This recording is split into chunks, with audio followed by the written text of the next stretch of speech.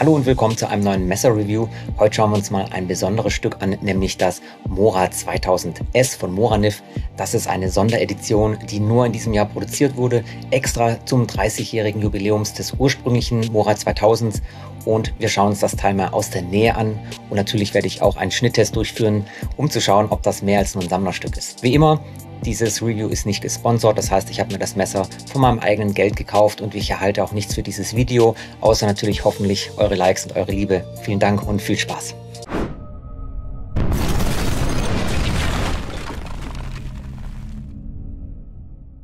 Und hier haben wir das schöne Sammlerstück, das Mora 2000S. Das wurde, wie gesagt, jetzt zum 30-jährigen Jubiläums des Mora 2000s hergestellt.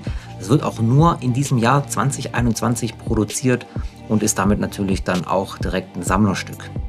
Man bekommt das Messer so ab ca. 40 € in den Online-Shops, was ich so gesehen habe. Und ja, geliefert wird das Messer in dieser einfachen Pappschachtel. Und dann schauen wir uns mal das Messer an sich an. Und was hier auffällt direkt, die Klingenbauweise, die ist schon ziemlich auffällig und die kennt man auch von dem ein oder anderen Mora-Messer. Das heißt hier, der hintere Teil, der ist etwas dicker. In dem Fall haben wir hier einen Klingenrücken von 2,5 mm und nach vorne hin wird die Klinge dann etwas dünner. Das bedeutet, das Messer ist eigentlich multifunktional nutzbar. Wenn wir das mal vergleichen mit dem Garberg, dem Bushcrafting und Survival Knife von Mora, dann ist das Garberg natürlich deutlich dicker. Hier sieht man es am Klingenrücken. Die unterscheiden sich da schon enorm. Und auch haben wir hier eine durchgehende Klinge, also ein Fulltang-Messer.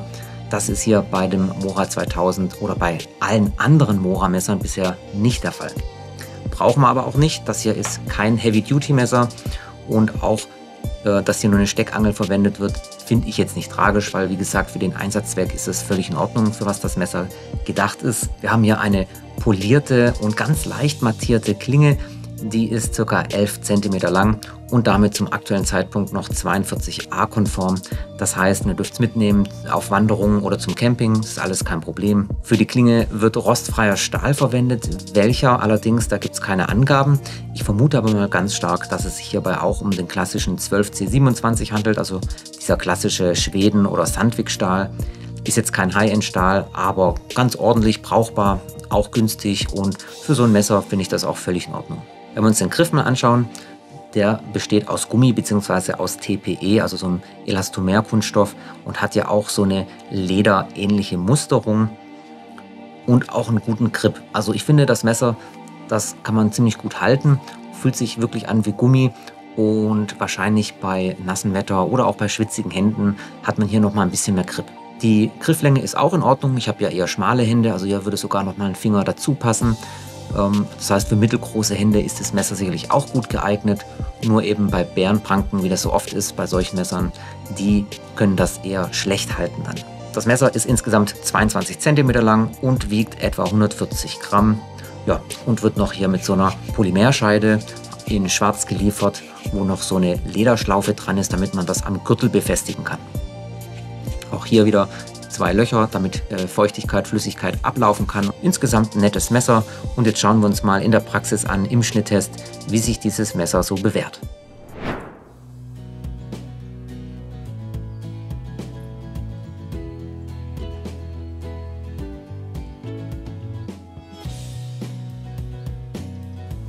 So, heute bin ich jetzt wieder an meiner Stelle im Wald, wo ich meine Schnitttests durchführe. Heute habe ich das Mora 2000S dabei. Mal schauen, was das Ding so drauf hat, schnitttechnisch. Wir beginnen wieder mit Papier.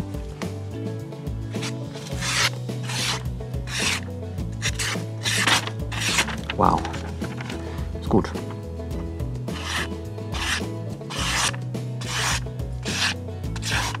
Keine Sorge, den Müll, den hebe ich natürlich wieder auf und den nehme ich mit, wie immer.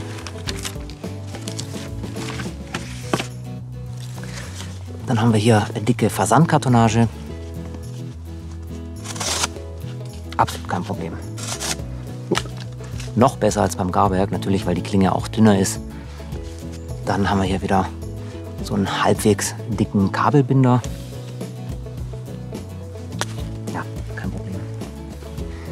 Dann wieder unser Mehrzweckseil, ziemlich dick, aber eben auch noch aus Kunststofffasern, also leicht durchzuschneiden. Wow, Tatsache, geht durch. Auch wie Butter.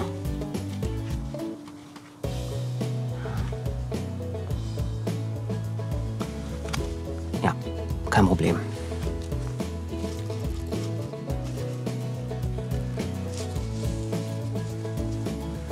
Und dann haben wir noch unser schönes, dickes, 1 cm dickes Hanfseil. Aber auch das natürlich kein Problem für so ein scharfes Messer. Also es ist wirklich sehr scharf, finde ich super toll. Auch dreifach gelegt. Ja, das passt. Und als letztes ist natürlich auch noch Holz. Mal schauen, wie gut das Messer beißt.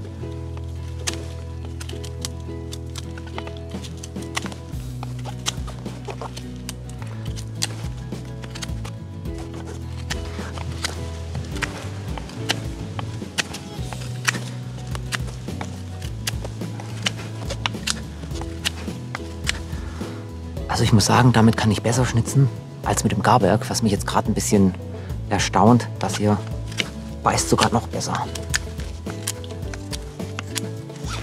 Ja. Hacken geht wahrscheinlich auch so ein bisschen, aber ich will es eigentlich nicht. Das hat keine Fulltanklinge und ist auch nicht durchgehend dick. Deswegen möchte ich hiermit eher ungern hacken. Insgesamt also super scharf und schnittig, finde ich richtig gut.